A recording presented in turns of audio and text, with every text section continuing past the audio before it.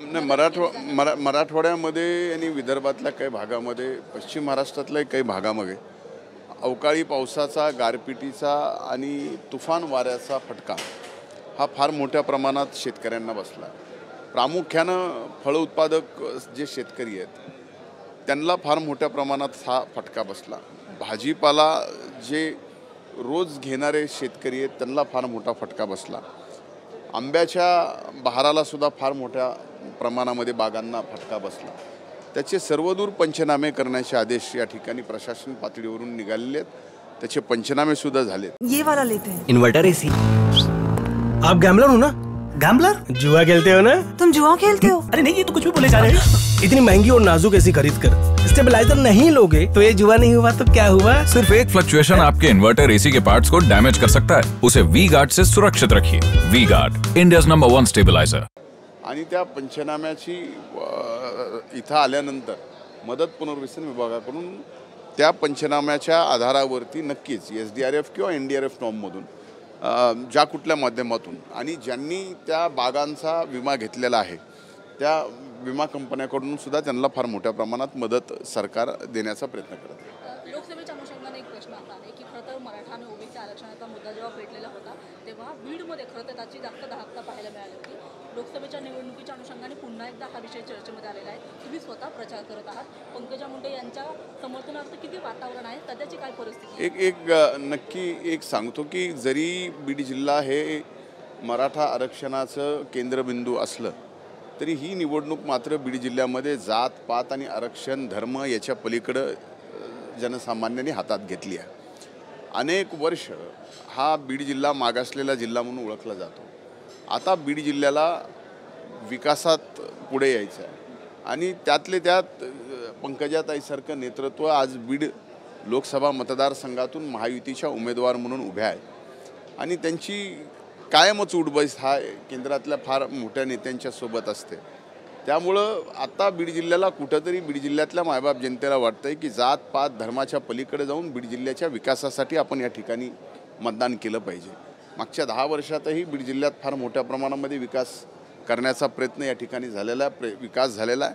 आत्तासुद्धा फार मोठ्या प्रमाणामध्ये विकास होतो आहे आणि याच्या पलीकडं बीड जिल्ह्याला सर्वाधिक मोठं काम करणं गरजेचं आहे ते सिंचनाचं आहे. ते सिंचनाचं काम करत असताना नक्कीच राज्य आणि केंद्र सरकारची दोघांची मदत लागणार आहे आणि ती सिंचनाची भूक आमची भागल्याशिवाय आमचा बीड जिल्ह्याची जी ऊसतोड मजूर पुरवणारा जिल्हा म्हणून ओळख आहे ती पुसली जाऊ शकत नाही. त्यामुळे ह्या सर्व गोष्टी आता लोकांच्या लक्षात आल्यात की नेमकं जातपात बघून आपण मतदान करायचं का आपला खऱ्या अर्थानं विकास कोण करू शकतो आणि विकास खेचून कोण आणू शकतं याला मतदान करायचं. त्यामुळं मला वाटत नाही की आरक्षणाचा कुठलाही मुद्दा या निवडणुकीमध्ये बीड जिल्ह्यामध्ये आम्हाला तर काय दिसत नाही. तसं स्टेटमेंट बिलकुल ते गेलेलं नव्हतं. तुम्ही त्याचा अर्थ माध्यमांनी वेगवेगळा काढला आहे. आपल्याला कट पेस्ट करून काय काय करता येतं काय काय नाही करता येत हे तुम्हाला जेवढं माहिती आहे तेवढं आम्हालासुद्धा माहिती आहे. कशातनं TRP मिळतो आणि TRPमधून कशा ॲड जास्त मिळतात हे पण आम्हाला माहिती आहे. त्यामुळे या अशा गोष्टी ते बोललेले नव्हते. विषय असा होता की मुद्दा हा आरक्षण देण्याचा आहे तर सरकारने या ठिकाणी आरक्षण दिलेलं आहे आणि सरकारने द्यायचा विषय आहे तर ते राज्य सरकारच्या संदर्भातला विषय अशी त्यांची भूमिका होती आणि ती भूमिका मांडत असताना त्यांनी सांगितलं की या ठिकाणी 10% आरक्षणाचा कायदा केला. तो कायदा झाला. कायद्याने 10% आरक्षण मिळालं. त्याच्यानी भरती चालू झाली आणि 10% आरक्षण मिळाल्यानंतर तो कायदा हायकोर्टात पहिल्या 2 तारखेला टिकला सुद्धा. त्याच्यानंतर जे कुणबी प्रमाणपत्र निजामकालीन दस्ताप्रमाणे द्यायचे होते ते कुणबी प्रमाणपत्रसुद्धा एका बीड जिल्ह्यात सर्वाधिक मराठवाड्यात 70,000 कुणबी प्रमाणपत्र देण्यात आली. आता सगळ्या सोयऱ्याचा विषय आहे तर ते डायरेक्ट शासन निर्णय करून होत नाही तर त्याच्यासाठी जाहीर प्रकटन काढावं लागतं. हरकती घ्याव्या लागतात. हरकती निकाली काढून त्याचा शासन निर्णय करावा लागतो. आता याच्यात शासनाची स्पष्ट भूमिका राज्य सरकारची की 10% आरक्षण कायदा करून विशेष अधिवेशन बोलवून दिलं. कुणबी प्रमाणपत्र दिले. सगळ्या सोयऱ्याचं जाहीर प्रकटन काढून नोटिफिकेशन काढलं. त्याच्या हरकती आल्या. 6,83,000 हरकती आल्या. 2.5 लाख हरकती त्यांनी निकाली काढल्या. 2.5 लाख हरकती निकाली काढल्यानंतर ज्या काय हरकती आत्ता राहिल्यात त्या आत्ता 1-2 महिन्यामध्ये निघतील. त्याच्यानंतर तो सुद्धा निर्णय जाहीर होईल. त्यामुळं त्या आरक्षणाच्या बाबतीत नाही तो आरक्षणाचा मुद्दा वेगळा आहे आणि ही निवडणूक वेगळी असं त्यांना त्यातून सांगायचं होतं.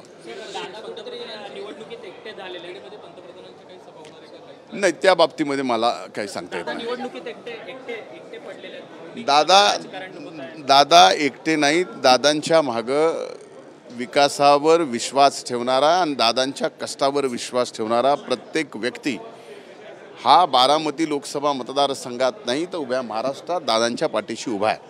त्यामुळं हा विषय फक्त बारामती लोकसभा मतदारसंघापुरतं जरी दादांना कोणी कुटुंबातून एकटं पाडत असलं तरी हजारो लाखो लोकांच्या, करोडो लोकांच्या सदिच्छा दादांच्या आणि वहिनींच्या पाठीमागं त्या ठिकाणी जिंकण्यासाठी आहेत. पंकजाताईंना किती मार्जिनल लीड मिळेल असं आता फॉर्म तर भरू द्या.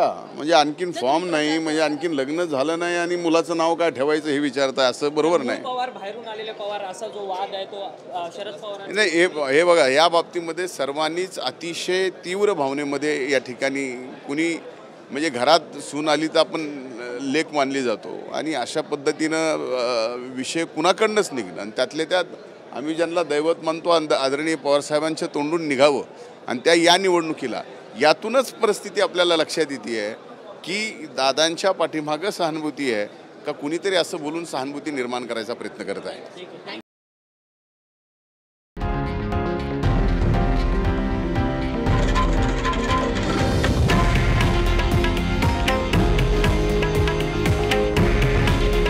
हे आहे देशातील नंबर 1 न्यूज नेटवर्क आणि आपण पाहत आहात TV9 मराठी. काळजी तुमची, हित महाराष्ट्राचं.